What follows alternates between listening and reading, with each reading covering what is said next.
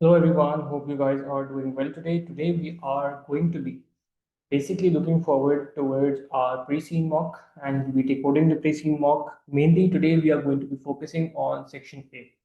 Okay, now section A, we all know that the section A composes of three questions. In each question we have one scenario each and five MCQs.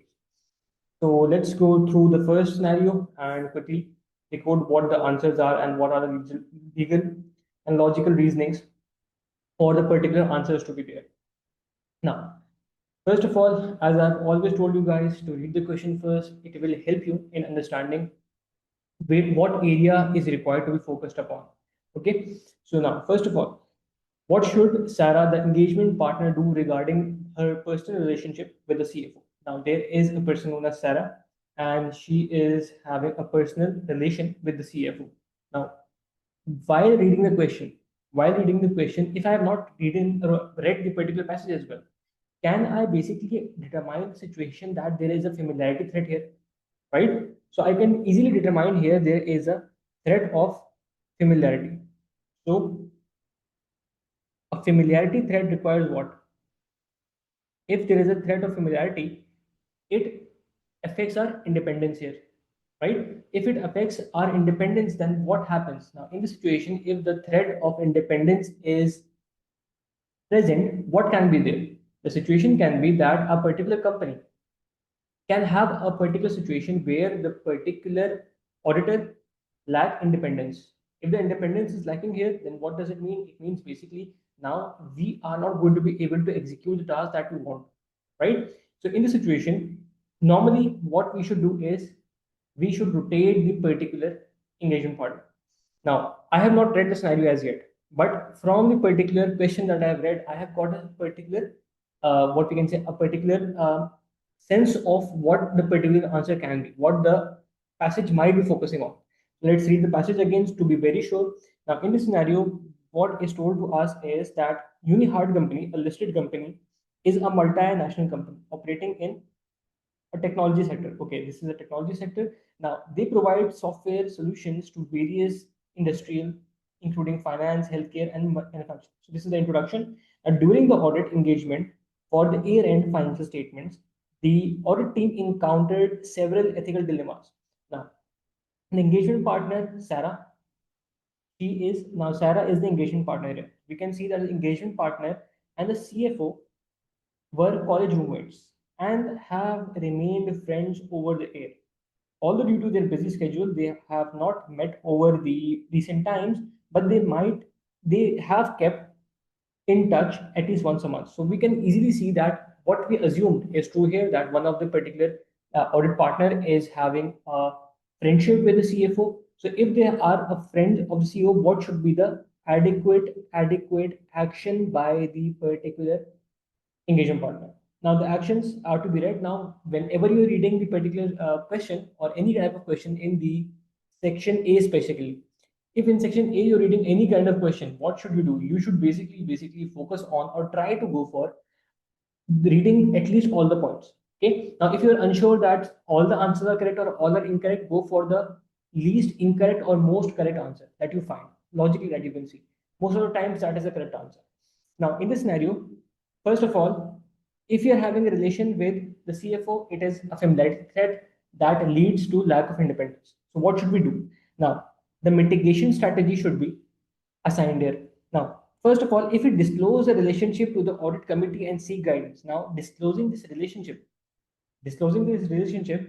will highlight this, but it will not mitigate the risk here. Okay. The particular idea of this question is you should mitigate the risk. So in order to mitigate this risk, this particular point will not help us. It will highlight the issue, it will make everyone aware of it, but at the end of the day, it will not mitigate the risk. Now, second area, maintain confidentiality and proceed with the audit. Now, confidentiality is to be maintained at all times. Okay. Now, confidentiality is not the issue here. The issue is that we lack independence, and the lack of independence is due to familiarity threat. This cannot be the answer. Now, number three, recuse or remove herself from the engagement. Recuse means basically rotate herself or move out of the audit engagement. Now, is this the correct option? Yes, it is. In this situation, we should remove ourselves or rotate a particular person who is having a familiarity threat. This can be a potential correct answer, but let's read the other one as well. Accept the situation as common in the industry. Now, if it is common, doesn't mean it is correct, right? The threat is existing there. So the last option cannot be correct as well. So the correct answer is option number C. Now, moving forward to number 2.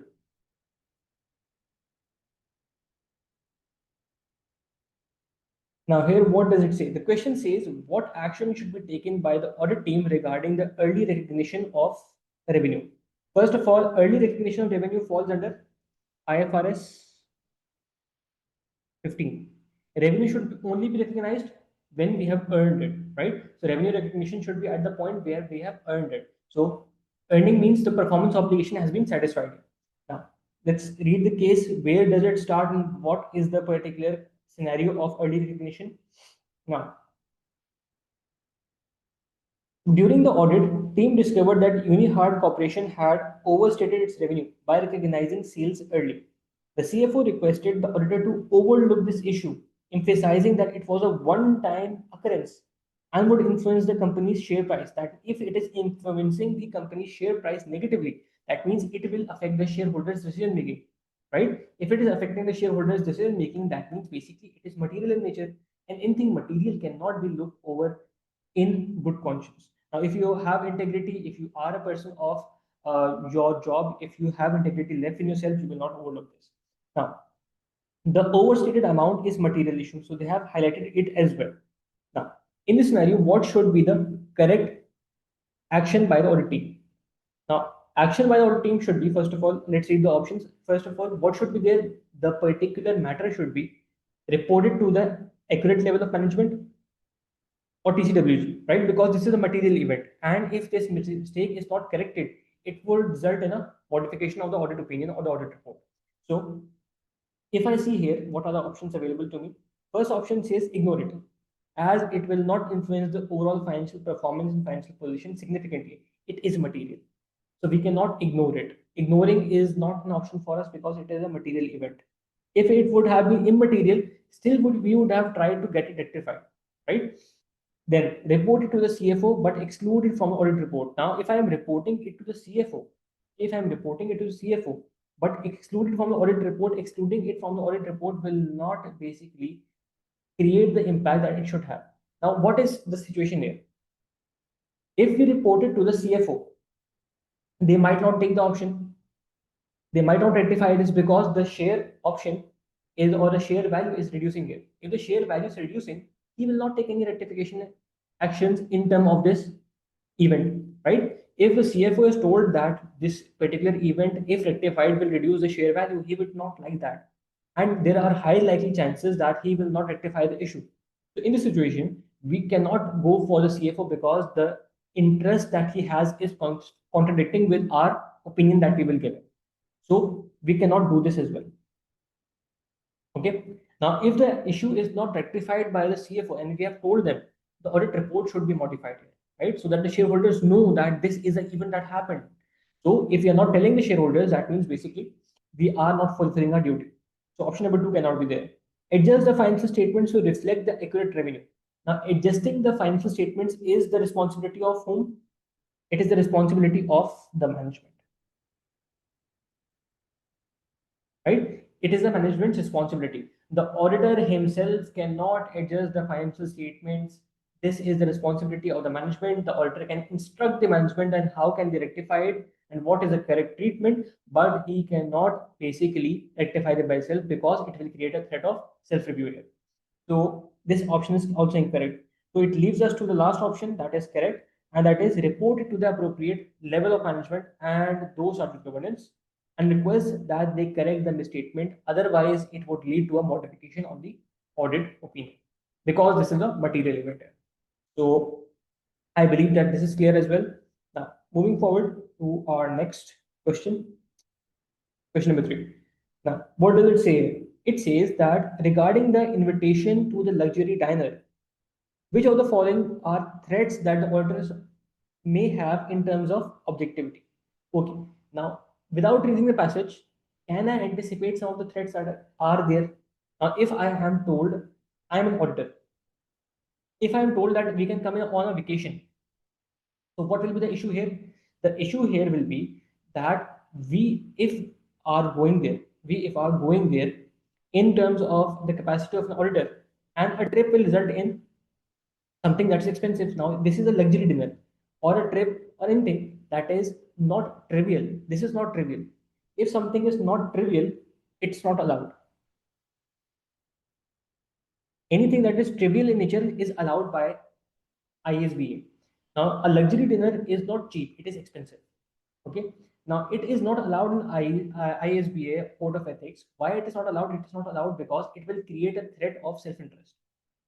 How does it come to self interest? First of all, will the auditor feel that if I don't give a opinion that is aligning with the interest of the other party, the management, uh, will he basically see that they might recuse the particular dinner or the event? Yes, yes, they will.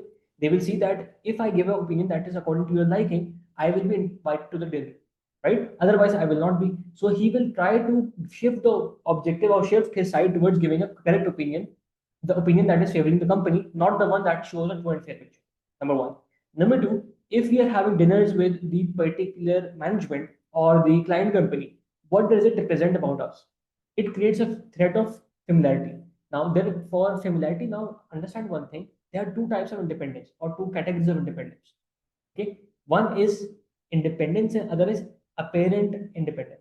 Now, independence by appearance. What do we mean by that? By that we mean that an auditor should be independent and he should look independent as well. Now, what do we mean by look independent? I'll give you an example. Let's say that I am invigilating an exam. You are standing out of a window and watching me invigilate an exam. Now, if I am having fun with the students, I'm talking to the students, converging with them, having laughs with them, what would you think about me?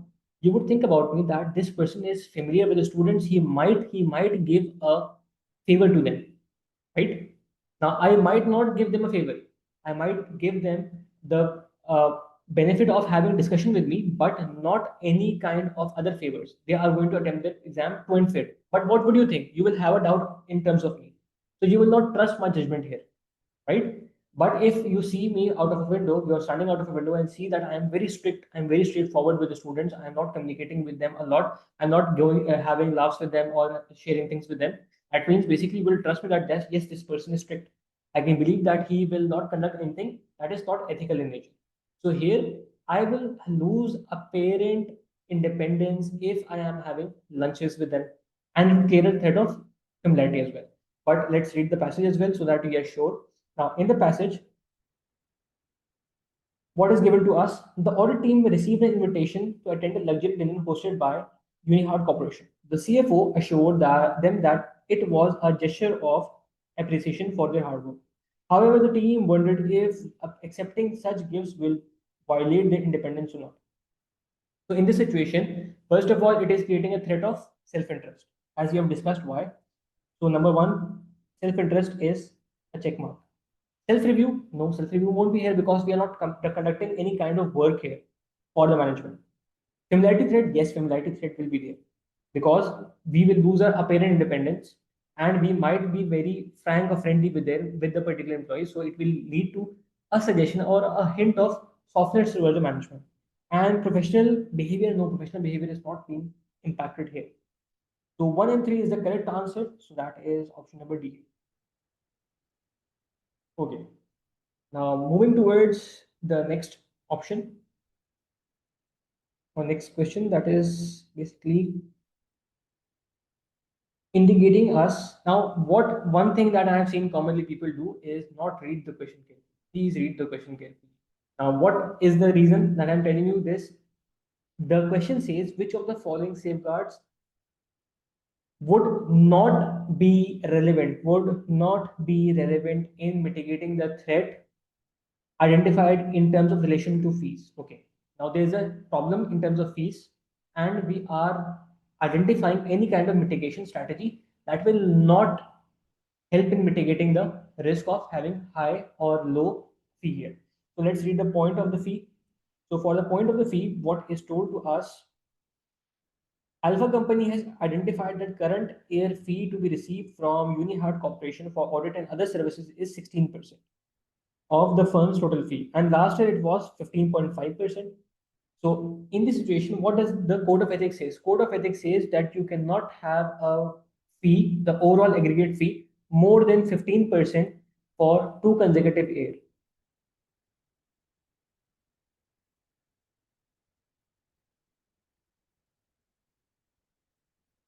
Okay, for 2 consecutive years, if we have a fee higher than 15%, it is ethical dilemma due to which we should be having a ethical quality reviewer with us. We should disclose it to the management, and we should see that any pre-issuance external accounting review should be conducted. Okay. Now, what do we have to identify here? Again, we have to identify the mitigating strategy that will not rectify this mistake or this particular situation. Let's read the first option. First option says disclose to TCWG that fee from Unihard company represents more than 15%. Now, is this a thing that we should do? Yes, we should do this. So this is not the correct answer. Disclosure is the first step that we should take into account. Next, a pre-issuance review to be conducted by an external accountant. Yes, this is the thing that is to be conducted because our independence is at risk in these situations. So if we have to do this thing, this is the mitigating strategy. So this is the wrong answer.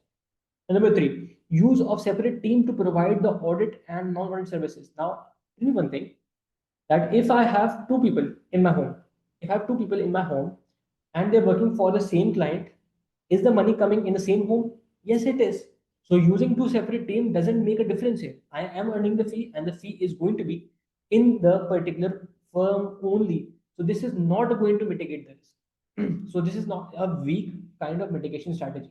But let's read the last option as well. So to be sure that if this is the correct answer, assign an engagement quality reviewer to control review. Now, in this situation, engagement quality reviewer should be a person who should be assigned. So this is a correct mitigation strategy. So this cannot be the answer. And the wrong mitigation strategy is that use of separate teams. Use of separate teams will not mitigate the risk of having a higher revenue, and it will basically maintain the risk of self-interest. Okay. Now, why is risk of self-interest? I'll explain it. The risk of self-interest is there because, first of all, our objective will be changed here. Why? Our objective here will be that we retain the client rather than give a true and fair opinion. So our risk will be that if we give a true and fair opinion, the client might go away from us, might not opt us for the next year. So we will not be willing to risk that. So in order to make a true and fair picture, we are going to not take them as the particular mitigation strategy. We are going to try to reduce the audit fees or have a quality reviewer so that our independence issue is rectified. Moving forward to the next MCQ or next question. Now, what does it say? This is the CFO of client has expressed urgency in finalizing the audit report to meet the regulatory deadlines. The audit team felt pressure to wrap up quickly, even though some areas require additional testing. Now, some of the areas are required to have additional testing. Some of the areas are required to have additional testing. If some of the areas are required to have additional testing, we will test them. Okay. Now, understand one thing, remember one thing. First of all, many people think that if someone is pressurizing you, leave the audit. No, we cannot leave the audit. We cannot leave the audit. Audit leaving is a severe case. It is a last resort that we are going to do. The first resort is try to discuss it out. Try to tell the other party that no, we cannot do this, or we are doing this, or change the strategy if it is acceptable in nature. So in this situation, as an auditor, which of the following would be the most appropriate safeguard to mitigate the risk? So here we have to identify the most appropriate. Okay. Now let's read the options. First option says agree with the CFO and quicken the audit procedure to meet the deadlines. Now, if we quicken the procedures, will we be able to check the areas that require additional testing? No, we would not. So in this situation, this is the incorrect answer. Sorry, this is not the correct answer. This is the incorrect answer because we cannot quicken the audit. We have to focus on the areas that require testing. Okay. Next, resign from the audit engagement due to the pressure from the CFO. Resignation is a last resort, as I told you right now, that we are not going to just resign it. It's not a piece of cake. It's a big engagement. There are hundreds of people who are working there. So we cannot just resign from it. So this is not the correct option. Number three, the audit partner should politely inform the finance director that the team would undertake the audit in accordance with all the relevant professional standards and quality management procedure. This is a correct thing to do. This is the correct thing to do. This can be the correct answer as well. But let's read the last option. Reduce the size of samples that the audit planned to test on so that the work is completed within required deadlines. If we are reducing, if we are reducing the sample size, what does it increase? It increases the detection risk. If detection risk is increased, what does it lead to? It leads to a particular risk of audit increasing. So we are not going to do that. Even though there are areas that require additional testing, if we reduce the sample size, it will result in an adverse position for us. So this is not the thing that we should. So last option is incorrect. The first option is correct. Okay. So with this, we have quickly covered one of the questions of section A. Now, if anyone has any questions, any issues, any problems, they can ask me in the chat box. I've opened the chat box for you guys. So do let me know if you have anything to ask. Okay, now moving on towards the next question, the question number 2 for our pre-mock double A. Now, in this question, what does it say? In this question, first of all, the question is what type of subsequent event should the material fraud discovery be classified as? If a material fraud is discovered, it is a material event. If it is a material event, then it is to be disclosed in the financial statements. Okay. Now, but what do we have to understand here is by the passage that if the event is material in nature, is the event occurring from within the particular year of the audit or the event has occurred after the year end. Now, if an event has occurred within the year end, it will be an adjusting event in accordance with IS 10, right? So in accordance with IS 10, we have to consider whether this is a adjusting event or non-adjusting event or any kind of event that can be identified. Now let's read the passage and see where the fraud is indicated. Now, 1st July, you are an audit manager of Seven Kings and Company, responsible for the audit of Simpson Company for the year end 30 April 2005. Samsung is a manufacturing company that produces electronic gadgets. The audit is almost complete and the final statements and audit report are due to be signed. So we are on the final stage of the audit. Now, Samsung received notice of a lawsuit. So there's a lawsuit that applies IS 37 here. The potential financial impact is uncertain, but it is likely to be material. The management, after consulting with the legal counsel, has decided to disclose the lawsuit in the notes to the financial statements as outcome is possible, not probable. Okay. They might lose this lawsuit. Now, this has been confirmed by the audit team through direct confirmation of the client advisor. Now, Simsong management discovered a material fraud in terms of the sales staff being inflating the revenue by recording fictitious sales. The fraud has been ongoing for the past 6 months and has resulted in significant manipulation of financial statements. Okay, there are significant situations, significant misstatements, manipulation in the financial statements, and it has been happening from the last 6 months. So if it has evidence on the year end, if the fraud was there on the year end, that means it is an existing event for us. Okay, so a fraud is there, it is material, and it has precedent within the year, so it is an existing event. We don't have to even look at other areas. So adjusting event is the correct option. Now, adjusting cannot be inherently here because evidence was there on the year end. Going concern event, we don't have any kind of issue in terms of going concern here. We don't have any kind of indication as of yet in the situation of going concern. Only revenue is inflated here. If revenue is only inflated here, that means it is not a big issue for us. We are not going to target going concern.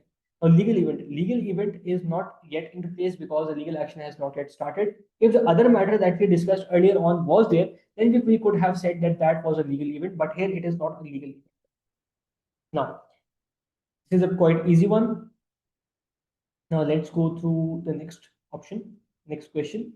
Now it says, which of the following statement is not correct about the auditor's report on Simpson financial statement? Okay. Which of the statement is not correct here? Okay. What does the particular company say? The audit report is near to completion. The audit report is near to be completed here, near to be signed here, right? Now, if it is nay to be signed here, what is the situation that we have to focus on? Okay. Let's read the complete passage first so that if we have any hints there, we can identify that. And this question can, if I logically speak, this question can be easily dealt with the knowledge as well. Now, this has also led to incorrect decision making based on inflated financial statements and additional debts that the company is now struggling to perform. Legal proceedings have commenced against the employee responsible, and the financial wages have been withheld. Faces financial strain due to declining sales and increased competition. The liquidity position is worsening, so indication towards material uncertainty relating to going concern. And the default on their three loans has been done. So the board of directors are concerned about the company's ability to continue as a going concern. Okay, so we have hints here regarding material uncertainty relating to going concern. Now, in this particular question, we can easily just read the options and answer this. This is a knowledge-based question, as I can easily recall. Now, what do we have to identify? The incorrect answer here. We have to identify the incorrect option in all of these. Now, first option says the audit report must include an audit opinion on whether the financial statements present fairly in all material respects, the financial position and performance of the entity. Now, is it necessary for audit report to have opinion? Yes, it is. So this is a correct thing to be stated there. So this answer is not relevant here. Now we have to identify the incorrect answer here. So an audit opinion is compulsory for us, right? If it is compulsory for us, that means basically it should be the correct answer in terms of audit report. Now this is a correct thing to have or anticipate that a report will have this. So this is the incorrect answer here. Now the second area, the audit report includes a paragraph that outlines auditor's responsibility regarding other information in report that continues the audited financial statements. Now, other information report or auditor responsibility report or auditor responsibility paragraph is compulsory in nature. It is anticipated that it will be there in the audit report. So this is an incorrect answer as well. Now we cannot say that this cannot be there in the audit report. This is a compulsory thing to be there in a listed company. Okay. Now, next thing, the third option.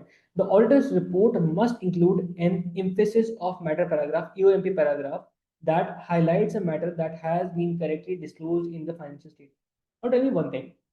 Is EOMP a mandatory paragraph? It is not a mandatory paragraph. Okay. Now it is an optional paragraph that can be there that presents or highlights disclosures in the financial statements that are of fundamental importance to the user's financial statements regarding the financial statements that are being audited.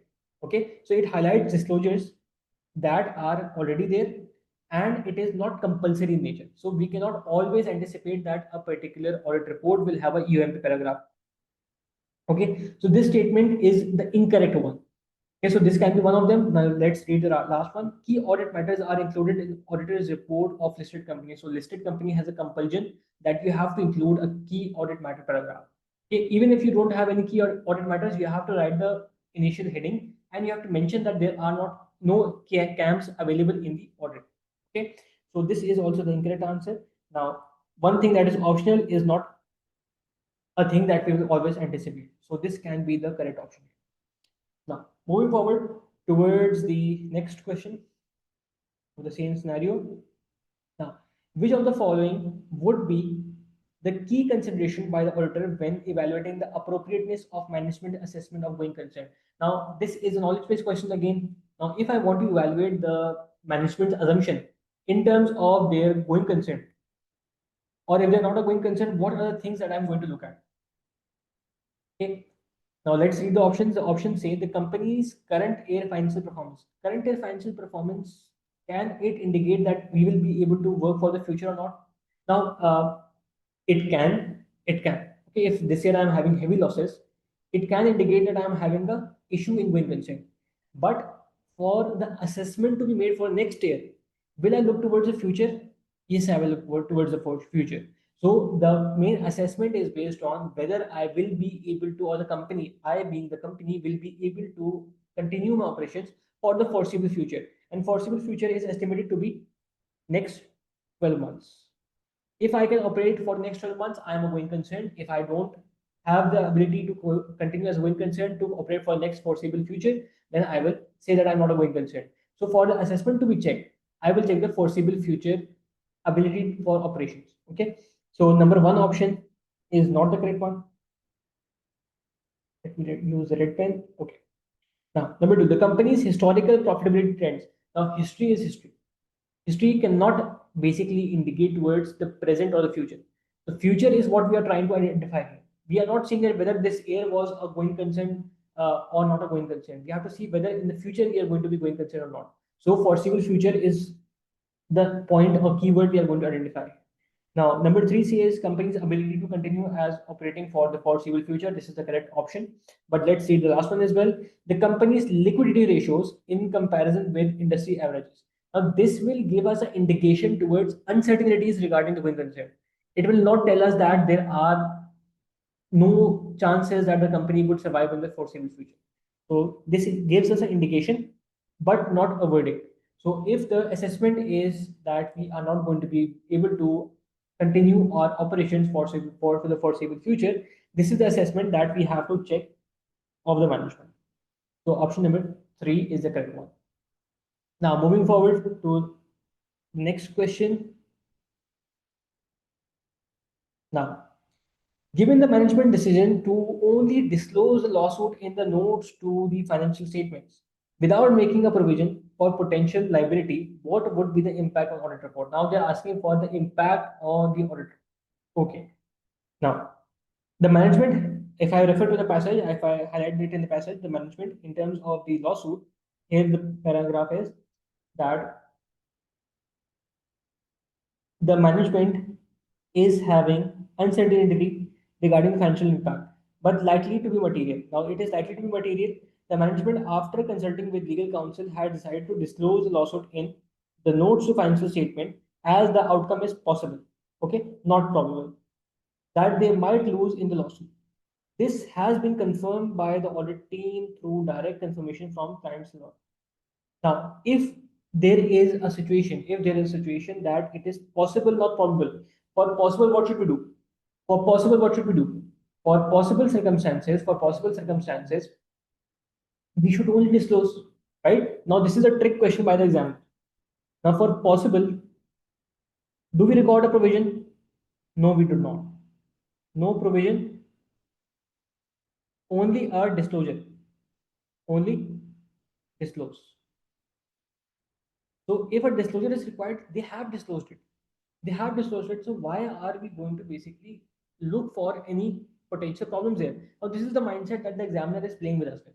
Okay, he is looking at us that when we read the word potential impact or on the audit report, you normally think that something negative is going to be there, right? Normal thinking is that something is negative here.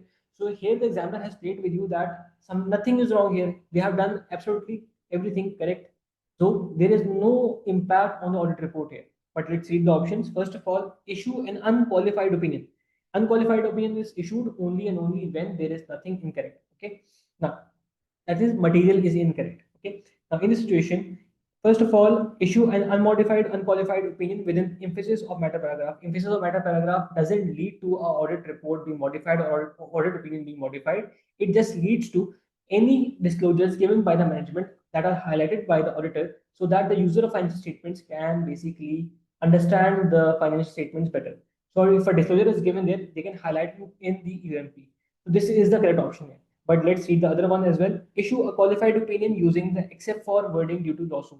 Now we cannot issue a qualified opinion because the treatment done by the management is correct. If they would have not disclosed it, then we could have gone for a qualified or adverse, whatever opinion there can be. So there is no incorrect position of our company. So all the issues of adverse disclaimer are incorrect in nature. So we can directly go to the verdict of issuance in unqualified opinion with UMP paragraph that highlights that there was an issue in terms of the lawsuit and we have disclosed it. It is not probable for us to record a provision and the disclosure is adequate in nature. If it is adequate in nature, that means basically there are no obligations upon us to record a provision. The particular disclosure is more than enough. So we will have only a UMP added and unqualified opinion will be there. Now, moving forward to the next area.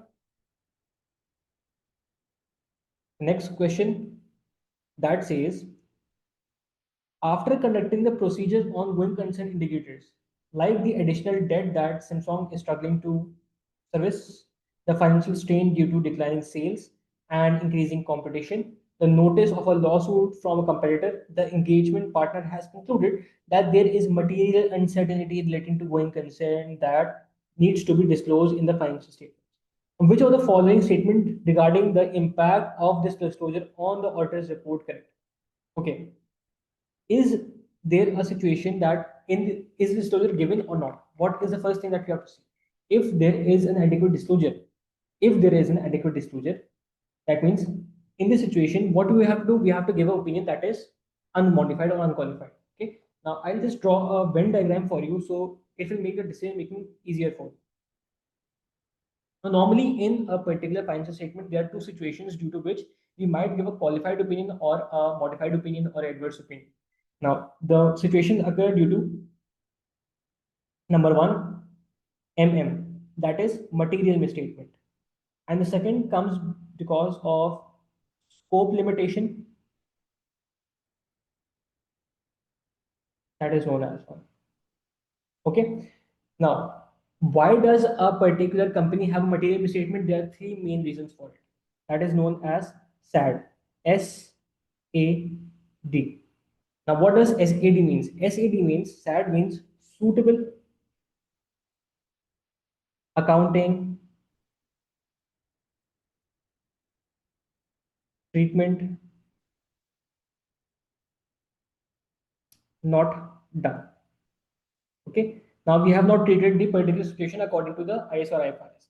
Then if we go for A means the appropriate application or the application of standard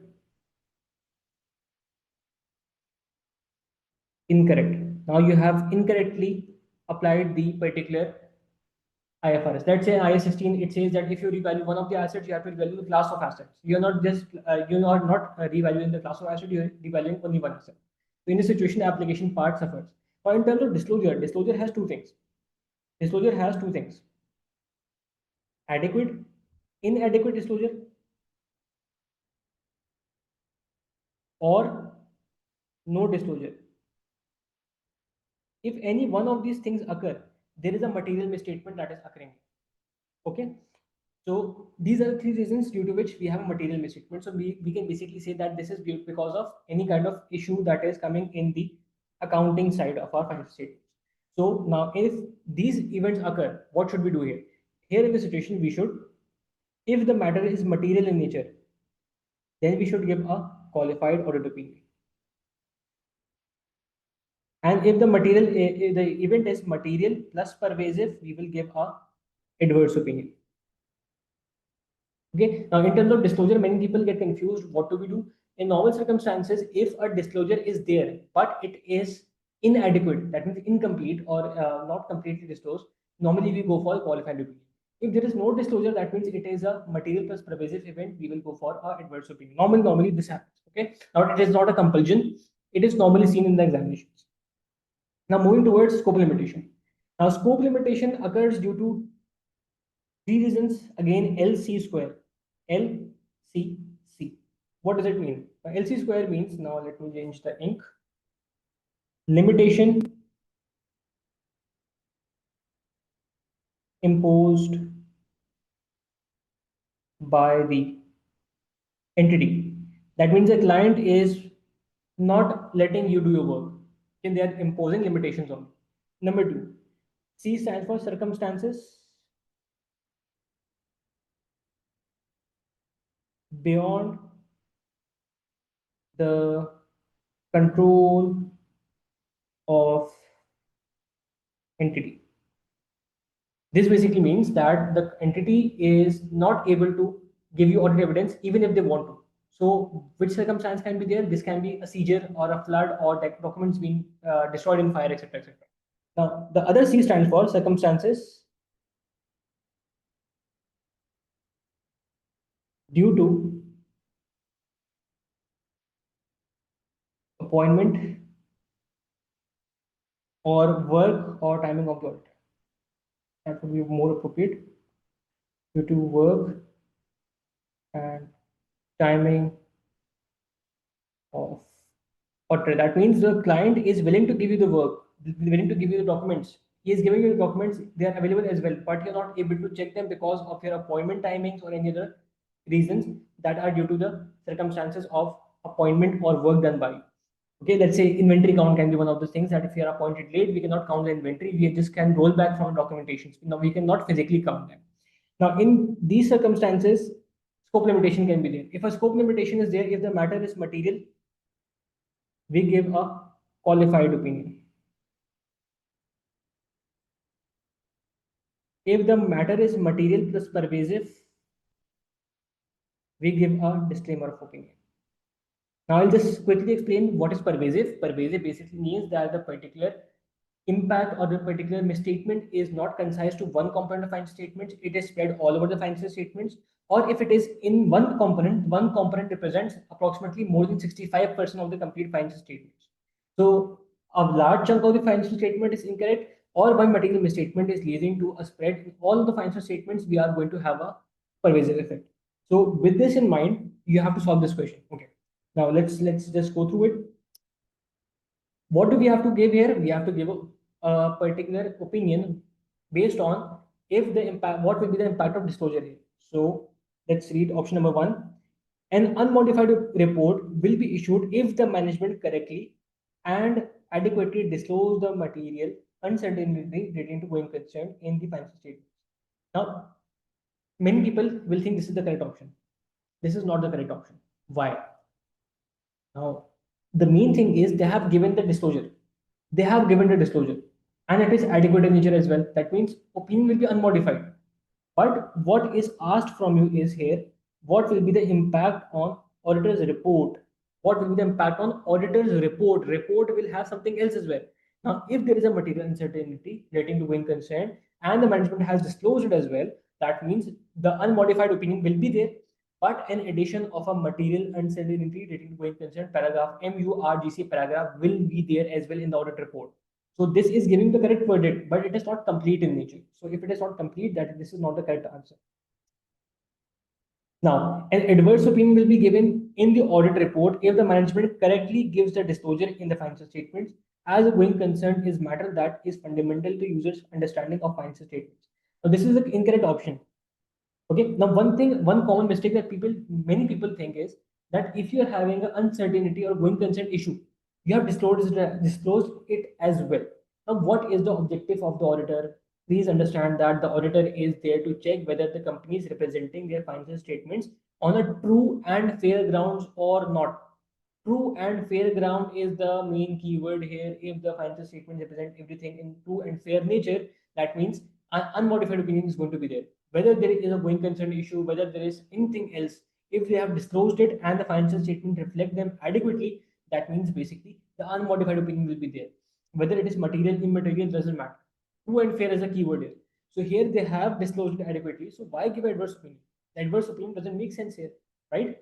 Now, moving forward to third area. Third area says, option number three says, an unqualified audit opinion will be given if the management correctly and adequately discloses the material uncertainty relating to going concern in the financial statements. An EOM, emphasis of matter paragraph, will be added in the audit report. Now, tell me one thing. EOM is a paragraph that is added to financial statements. Why? It is added to the financial statements to refer matters that are not disclosed in the financial statements. Now, these are the matters that are important for the user of financial statements to understand in terms of the audit engagement, not the financial statements. So, EOM is an inadequate paragraph here. It is a paragraph that is not going to be used here at all. Okay. So, this is a wrong answer as well. Now, the last option, that is obviously correct, but we'll read it and logically see why is it correct. Now, an unqualified audit opinion will be given if the management correctly and adequately discloses the material uncertainty relating to going concern in the financial statements, and an MURGC paragraph will be added in the audit report. So MURGC paragraph added, correct. The unmodified opinion given, correct. That means basically this is the correct option. Okay. So with this, we have done our second case of section A as well. Now I am opening the chat box for any of the queries anyone has. So type down your queries and I'll answer them. Okay, now moving forward towards our last question of section A for today. Now, in section A, in this question, what is the question saying to us? First of all, the question says, which of the following is the correct accounting treatment and explanation of legal claims? First of all, accounting treatment is asked from you, which IS applies on legal claims. Legal claims, normally we have provisions or we have disclosures. So IS 37 is applied here. Okay, so no need to be confused. IS 37, open it up with you and you will get a treatment here. Now, once you have the correct treatment in front of you, you can just evaluate whether this is done adequately or not. Now, reading the case is going to be important for us so that we can understand what is the magnitude of the issue here. So, first of all, second paragraph is the legal claim. So directly, if we move forward there, it will be more adequate for us. On 1st April 2005, Griffey Company received a letter from a legal firm representing several customers who are claiming there were sold sports equipment that caused them injuries.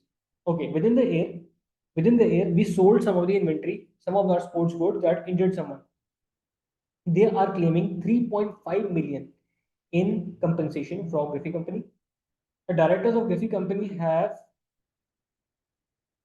discussed the matter with the legal department and concluded that they will probably be losing the case, but will try to agree a settlement amount. The customer, before it reaches the court, the claim is not included in the financial statements or disclosures. No disclosure is given, no activity has been done, but it is probable that we will lose. If it is probable that we will lose, the amount is present here. Okay. Now, first of all, three indicators here. First of all, did this event happen within the year? Yes, it happened within the year. So, first of all, in accordance with IS 10, adjusting event. Number two, is an amount anticipated here? Can we have an estimated amount here? Yes. Amount is estimated to be, that is a claim of 3.5 million. Now, is it possible or probable? It is probable here. So, probable means provision. Okay. Then this is probable that we are going to lose this particular area. So if it is probable, that means a provision should be recorded here. This is the correct accounting treatment that we should go with. Now let's read the options so that we can have a clear idea. Or let's just finish the passage with, your audit team requested the written confirmation from client legal department verifying that the belief that in the claim is likely to be successful and the estimated amount that would be paid. So amount estimated is there, as we have seen, the probable condition is there, and most of the things are with us. So the provision will be the correct option here. Now let's read the options presented to us. Now, as the claim was received after the accounting year end, it was a non-adjusting event, which requires no adjustment to the financial statements. No, it was not. It was an event. It was a notice given to us after the year end. But was the condition present on the year end? Were people injured before the year end? Yes. Did we sold the particular goods to the people before the year end? Yes. So the particular scenario, if the injuries are before 31st March, meaning it is a adjusting event for us. Okay, so this option will be incorrect. Now moving forward to the next area. As the claim was received after the accounting year end, it is non-adjusting event, but it is material, so a disclosure note needs to be added so to the financial statements. Now, first of all, it is incorrect because it ignores the fact that injuries happened before the event. Now they are not considering the fact that people were injured before the event. The condition was there before the event. So it is an adjusting event, number one. Number two, they are saying that it is material in nature, so give a disclosure. So disclosure is not sufficing the objective here. Okay, disclosure is not sufficing the objective here. The provision should be there. So this is the incorrect option as well. Now moving on towards the third option. The third option says that the date of claim shows the injuries must have happened before the year. This is the correct area. This is the correct first half. The second half. Now, a payout is likely. That is also correct. So, a provision matching the expense should be recorded. This is the correct answer, that we should record a provision because the amount is there. It is adjusting event, etc. Now, let's read the last option as well so that we are sure that number three is the correct answer. If there is any payout by the company to settle this claim, It should only be entered into the financial statements on the date of the payout. No, it is not correct. If there is a payout, that means basically first we have a condition, right? In accounting, our FS are made on what basis? Our FS are based on accrual basis of accounting, not cash basis of accounting, right? So here you are saying if something happens on cash, record it then only. No, we cannot record it on cash basis until unless we have a provision for that. We have to record it on accrual basis and we have to record it as a provision in the financial statement. So last option is violating your accounting treatment. This is incorrect as well. Option number 3 is correct for us. Okay. Now moving forward to the next area. Next question of this last scenario. Now, what is the question asking? The question is asking which two of the following financial statement assertions are being tested by the audit team requesting the confirmation for the client's legal department. So the auditors asked for a confirmation from the legal department. Okay. Now what assertion is satisfied? Let's read the point again. We have read it, but we read it again. Now, first of all, what are they saying? They're saying your audit team requested a written confirmation from the client's legal department verifying. What are they verifying? The belief that the claim is likely to be successful. If it is likely to be successful, what does it mean? Are they trying to confirm? Are they trying to confirm that whether we should classify this as possible, probable, or remote? Can it give us an indication of classification? Whether to go for possible classification, whether to go for probable classification, or go for remote classification, which determines what event will be recognized as a provision, a disclosure, a contingent liability, a contingent asset. What will it be? Right? So classification of the particular liability is the first area that we can see here. Right? So one answer is classification that we can easily see. Now, second thing, and their estimate of the amount that would have been paid. So amount estimation means at what value should we record our particular provision. Now we are asking them for the correct amount. Amount means value of what? The provision. So valuation can be the correct answer. Okay. Now why are the three not correct, or why have we left them out? First of all, if we are asking them for the amount and the likeliness of it happening, are we asking whether it happened or not? No, we are not. Whether are we asking the timing of it being happening? No, we are not. So the cutoff cannot test today. Cutoff is not testing here because we are not asking for a timing. We are not asking for whether it happened or not. We are asking how much will it be and what should be recorded as. Right. Next, rights and obligations. Are we saying is a provision or obligation upon us? As yet it is an estimate of the obligation. It is not an exact obligation upon us. Okay. So we are not asking whether it is an obligation upon us or not. Right. So if we are not asking for obligation, we are merely trying to say that what is the claim amounting to. Okay. It is not helping us test any kind of rights and obligation because the auditor can verify it by reading the claim itself. If he is seeing this particular scenario, he sees that there is obligation. As we in the last question, in the second part, we easily saw that this is an obligation upon us. So in this situation, rights and obligation cannot be tested here. And completeness cannot be tested here because the particular auditor is asking the lawyers if the additional legal case currently unknown to the auditor is there and testing the case about the amount that can it be for and the particular classification of the amount. So completion cannot be tested here as well. This is also an incorrect option for us. Now moving forward to the next area. The next area says, okay, what is the next area? Highlighting the next area highlights which of the following audit procedure is an example of test data. Okay, now where is test data written for us? Let's read it. Now, in the inventory equipment sold by Griffey Company is in large variety of colors and sizes, meaning its inventory system includes almost 5,000 different product lines. If there are 5,000 different product lines, the production director is the only employee of Griffey Company and authorized to add or delete product lines from the inventory systems. Okay, authority is given. Your audit team has used both the audit software and test data during the particular audit engagement to gather audit evidence. Now they have referred test data, but they have not given us any kind of indication towards it. What does test data do? Test data is a type of technique, basically testing the controls whether they are complying with the reason we have set them or not. Okay. By compliance, what do we mean? Compliance, we mean that if I have applied a internal control, that is a password.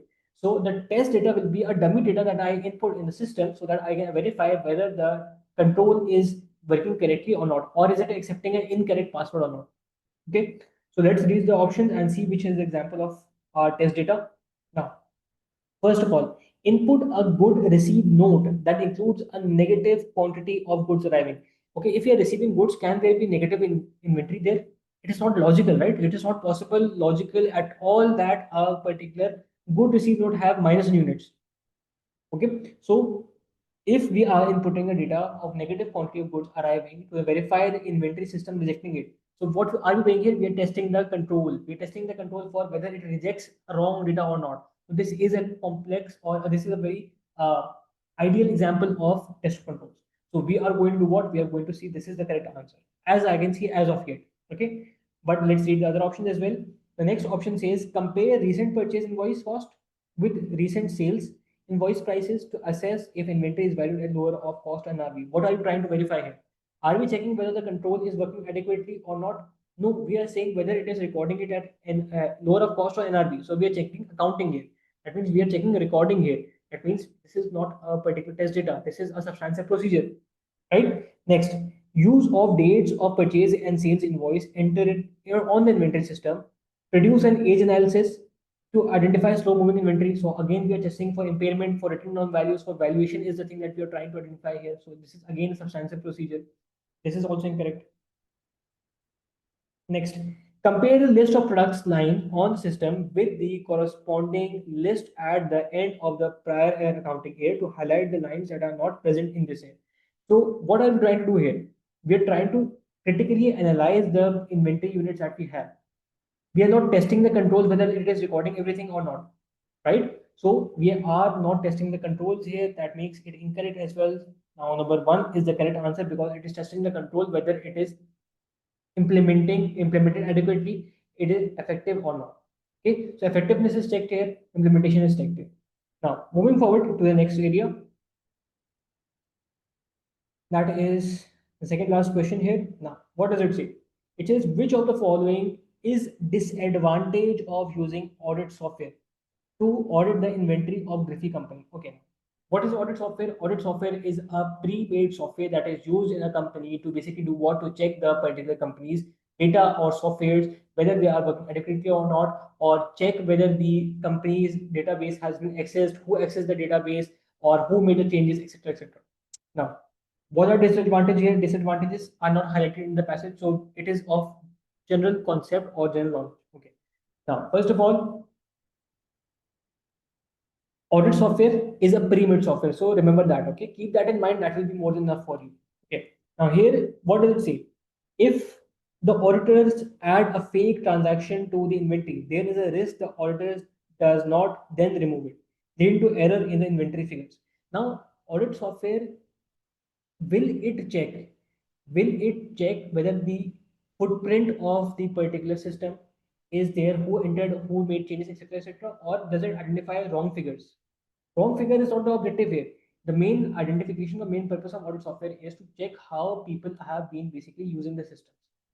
Okay, so this is not a disadvantage here. If you're using a software doesn't add data or subtract data. It checks the the footprint of the digital team being there. So here, this is the incorrect answer. Now, if the audit software is not written for the specific IT systems used by the client, there is a risk it is not compatible with the client software. Now, this seems to be a logical disadvantage. Now, if we are using a pre-made software and we are implementing it into a company that is new to us or the new system, it might not be compatible. So it might not work. So this is a disadvantage of using an audit software that is pre-made in nature. Like some of software, some laptops, some computers do not support a particular type of software in it, right? If it is not supporting a particular type of software, that means basically it will not be compatible. So if it is not compatible, that means it is a disadvantage of pre-made things, right? So this can be a possible correct answer, but let's read the rest of them as well. The audit client might be unwilling to allow the auditor to enter the fake transaction into their records. Now, this is uh, not an issue of audit softwares. This is a particular example of disadvantage of test data, right? It is a disadvantage of test data. So it is not a disadvantage of softwares. So this one is incorrect as well. Now, next thing, with 5,000 products lines in their inventory, audit software is likely to be able to do some audit procedures faster. Okay. Does it seem to be an advantage or a disadvantage? I can see that if the particular point says that it can do some tasks faster, that means basically we can take it as an advantage that we are doing some tasks faster. So this is not a disadvantage. This is an advantage. So leaving us with the option number two, that is the correct answer. Okay. Now, I believe this question is clear to you as well. And now we move towards the last question here. Sorry. Okay, now what does the question say? The question says indicate by clicking on the relevant boxes in the table below whether each of the following statement relating to audit sampling and audit risk is true or false. Okay. Now, if you have studied audit sampling, this will be a test of that. Okay, now what does the statement say? When audit sample are more representative, inherent risk is reduced. Now, what do we mean by representative here? Representative means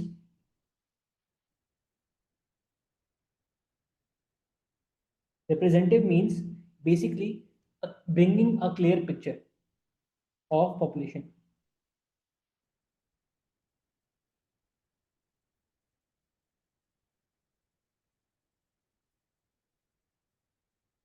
If a data set is more prone towards or is representing a more clear picture of your population, what does it mean? Now, please evaluate this. Now, if you see that audit risk, if this is a question that is regarding audit risk has three things: inherent risk, control risk, and detection risk. Now, understand one thing. One thing. Now, this is the logical thing to do. This question can be answered in one go. Okay, how can you do that? First of all, tell me one thing. If sampling is more clear, if samples are more divided into categories, are divided in between material, immaterial, etc., etc. So, what does it help us in? It helps us in basically identifying what to test and what not to test, right? Does it tell us that the controls are weak or strong? No, it does not. So cross it out. Controls have nothing to do here, right? Controls have nothing to be done here, right? Because controls are not being tested here. We are testing the samples. Sample means data. If data is in categories, it will help us in doing something. If data is not in categories, it is not representing the population, then it will reduce the risk of sampling it, not the risk of control. Now, what is the risk of sampling? Sampling risk is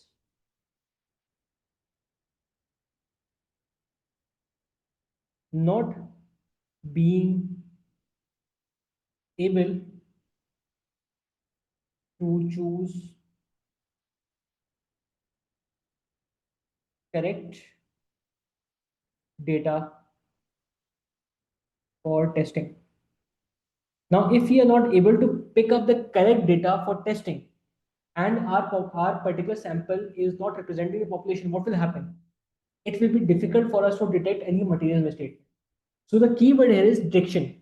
Detection is a keyword here. So here, if we can see that if our population is in clear picture, if our audit sample is having a high representation of popular, it is representing a maximum side of the population, it will reduce the risk of having not detecting a mistake.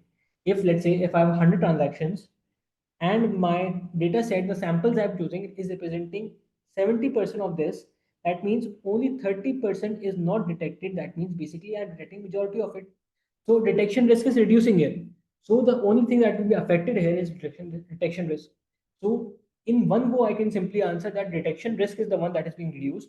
Control risk is not being hit here, and inherent risk has nothing to do with this, right? So inherent risk and control risk is not related to the situation.